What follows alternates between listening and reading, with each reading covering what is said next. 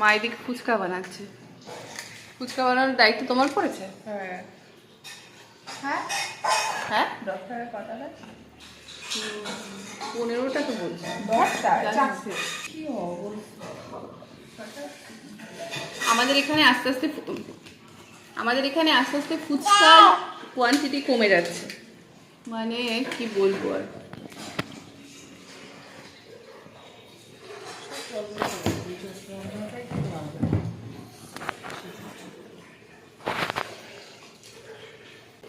তোকে খাইয়ে দেবে না?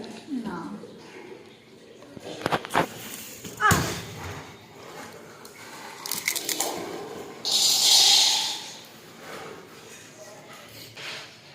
তোর এই সেলিব্রিটি ব্যাপারটা খুব বুঝে গেছে, আমার কাছে লাইভে জিজ্ঞেস করছে তার জন্য। আপনার ছোট মাকে আসতে চায় না, না বলছি না সেলিব্রিটি।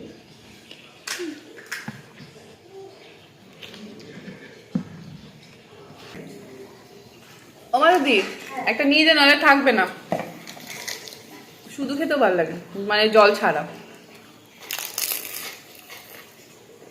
জলে থালার উপরে ধরো, এখান থেকে নিয়ে নেবো।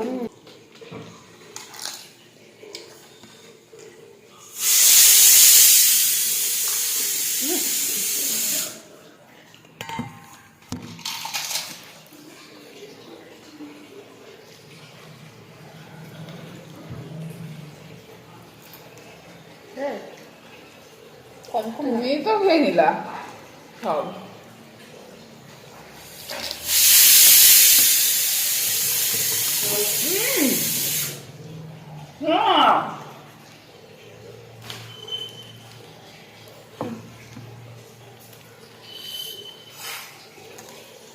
ম্যাজিক দেখাচ্ছে, ম্যাজিক।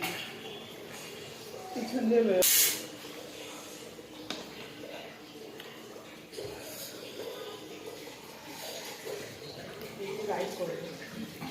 ফুচকা খেতে গিয়ে ঝাল লাগে না, খাবার পর ঝাল লাগে, এটা ফুচকার নিয়ম। ঝাল যতই দাও ঝাল লাগবে না, ঝাল লাগবে না, যে খাওয়া দাওয়া হয়ে যাবে তখন ঝাল লাগবে। আর আমার মা বেশি খেয়েছে। কটা খেয়েছো? মা বেশি খেয়েছে, দেয় ওই কটা, মা বেশি খেয়ে ফেলেছে। তবে এই কটা কি পোষালো না, বুঝেছো তো? ভালো এ হলো না তো খেয়ে? 3টে খেয়ে আমি 4টে খেয়েছি। আর আমার ফুচকার দোকানে গিয়ে খেতে ভালো লাগে, এই বাড়িতে এসে খেতে আমার একদম ভালো লাগে। আমার দই ফুচকা বেশি ভালো লাগে। দই ফুচকা এখানে এখন ভালো করে।